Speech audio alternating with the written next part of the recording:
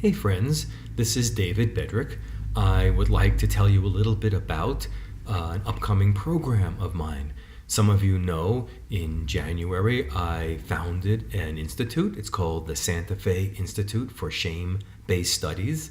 Also, many of you know that I write for Psychology Today quite a bit about shame, put things on Facebook. I've written some 80 articles for Psychology Today. I also have a lot of YouTube videos on the topic of shame if you want to see how I think about it. But it's a central variable. I call shame a master variable. Why is that?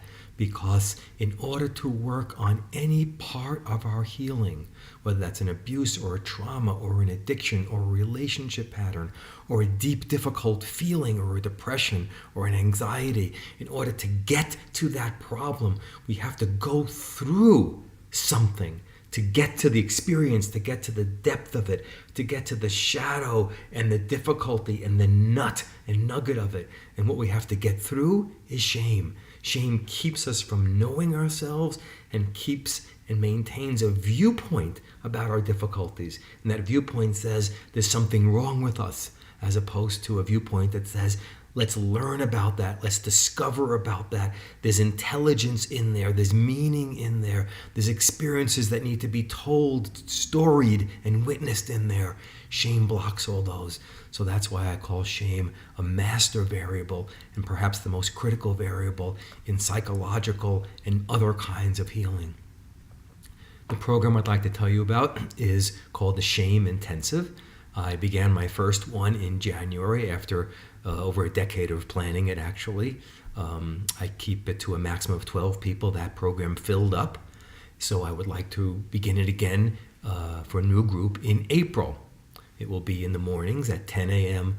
on Mountain Time. So for my European friends, many of whom can't attend the class that I start at night, like my last one, it'll be available for you as well. I think it's on Thursday mornings, but I'll give you further information about that. The program is 6 months. It meets 3 times a month online. As I implied, there are people from around the world who get involved. We're on video conference, so we can all see each other on a screen. Some people choose not to be seen. That's okay. They have issues around being seen by other people visually. That's fine. But most people will be able to be seen and we can talk together. I have lectures each time. There's 18 classes, 3 times a month for 6 months. There's mini lectures. There's me working with people and demonstrating different methods. And there's exercises for people to go deeply into areas of shame. Let me give you a brief outline of what happens during the 6 months. The first month, I focus on what I call shame essentials. Shame essential has to do with how shame enters early. And shame is about witnessing how we're unseen, unprotected, unsafe from violence. It's not the violence itself. Somebody can hurt somebody. That's an assault. But the thing that witnesses that assault, that doesn't see it, that denies it, disbelieves it, dismisses it, says it didn't happen, that's what shame is. It's a witnessing function. And when we don't have that witnessing function, certain fundamental things happen, and that has mostly to do with boundaries. Why is that? Because if nobody witnessed me being hurt, here's a person being hurt, if no one sees that, I see what happened, then this person doesn't internalize a protective thing, somebody who sees them, cares about them, believes them, sees the details of what's happened and knows those. And if we don't internalize that kind of piece of our part of ourselves, that kind of a loving witness, we could call it, then we don't witness ourselves. And then when our boundaries get crossed, which always hurts, has an injury, we don't notice, we don't bear witness, we don't react, we don't assert our boundaries. So boundaries are a very critical part of the shame essentials. I talk about personal boundaries, you with yourself, with other people, and then social boundaries. You as a person with a social identity, a lesbian identity, a black identity, a Jewish identity, a trans identity, etc. or identity that has to do with your style, an introverted identity or a sensitive identity, because those are not only personal, they're social. There's a whole group that gets looked at a certain way, and that gets sent at you in an aggressive way, a dismissive way by the culture, and you need a boundary around that also to start building a core that is somewhat shameless to work out of. Why do we need that core? Because in order to follow the path of our life, to flower the plant, the bulb of our life, we need a core that has shamelessness protected, at least mostly. So that's the first month, the first 3 weeks. The next month, we talk about witnessing. What does a non-shaming witness look like? I call that a loving witness. How does it see? How does it relate? How does it believe? How does it have faith in us? Those are 3 major qualities that I study, and we study 1 per week, each one, so you know the detail of what a loving witness, a witness that combats the shaming witness. We study each of those, talk about those, questions and answers about those. I model and demonstrate that kind of witnessing very specifically, and then do exercises about that. So that's the second month. Now you have the shame essentials, what it's like also to have a loving witness inside. And now we can integrate those methods, integrate those different witnessing styles to work on areas where people experience a lot of shame. So in the third month, we begin those areas. In the third month, we focused on feelings. We've spent the first week looking at grief, because grief carries with us, and there's a lot of shame around grief and grieving, how fast we should go through it, what it should look like, what a grieving process should look like, and almost everybody has connections with that particular feeling. And the next week, we focus more on power, powerlessness, and anger, because those are so critical to all of us, especially from anybody who's been marginalized as a woman or otherwise, to focus on that particular feeling, how to unshame it so we can feel it, live it, see how it flows in us, and how we make use of it once we have it unshamed, so we're free to. And then the last week is open to any kind of feeling that people want to bring in to work on: anxieties, depressions, sadnesses, jealousy, etc. So feelings is the third month. In the fourth month is probably the heaviest one, but I think we're ready by that time, and we are focused on abuse and trauma, so critical to shame, because shame usually enters when abuse happens and is not witnessed properly, not witnessed by a loving witness, but as I said, witnessed by a shaming witness, a denial, dismissal, a gaslighting witness. Insert shame infects us. I used to say shame is like a cut. Instead of his abuse, there's a cut on my arm, and shame wraps that cut in a bandage. I didn't see it. It doesn't exist. That wasn't that bad. Maybe you caused that.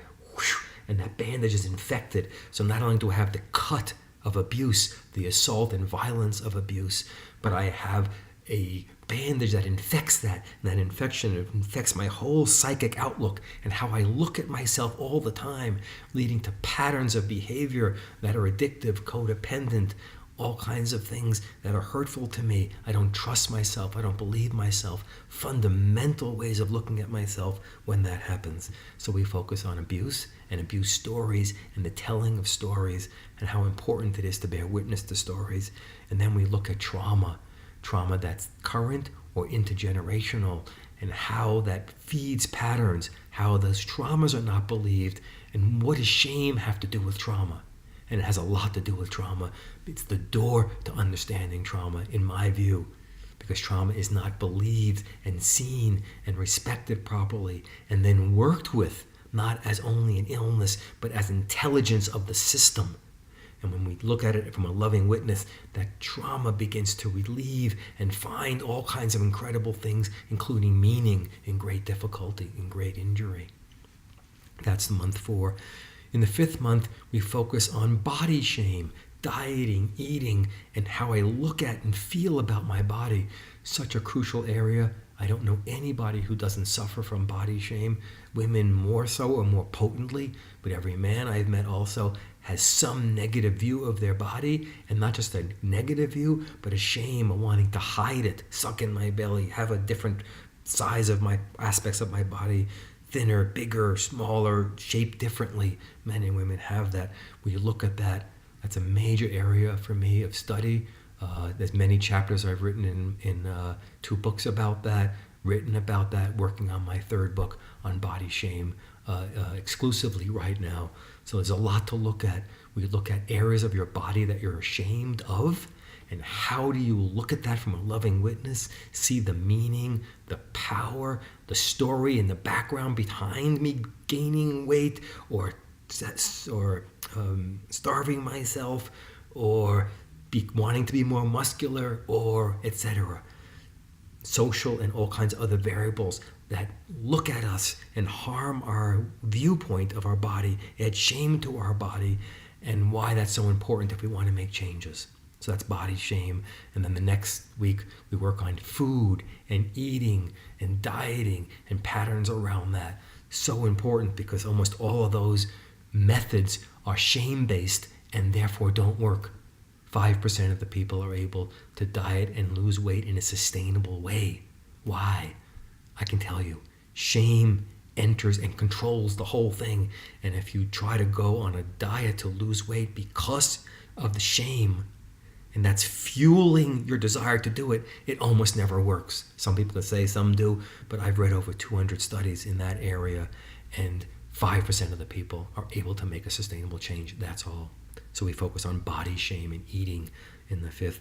And then the 6th month, we focus on behavioral patterns, other kinds of addictive patterns, codependent patterns, relationship patterns, ways you treat yourself patterns, so that we can look at how shame impacts those and how shame prevents us from going deep enough, learning about those patterns so we can actually resolve them, especially by finding intelligence and deeper interventions. Thank you for listening. If you're interested, please personal message me or email me. Personal message me on Facebook or email me if you're receiving this by email. We'll be starting April 4th. And going from 6 months there. I'm happy to talk to you more about it. Obviously, I have a lot of passion and excitement about this program unfolded after about 20 years of thinking about this. Love to have you join. Take care.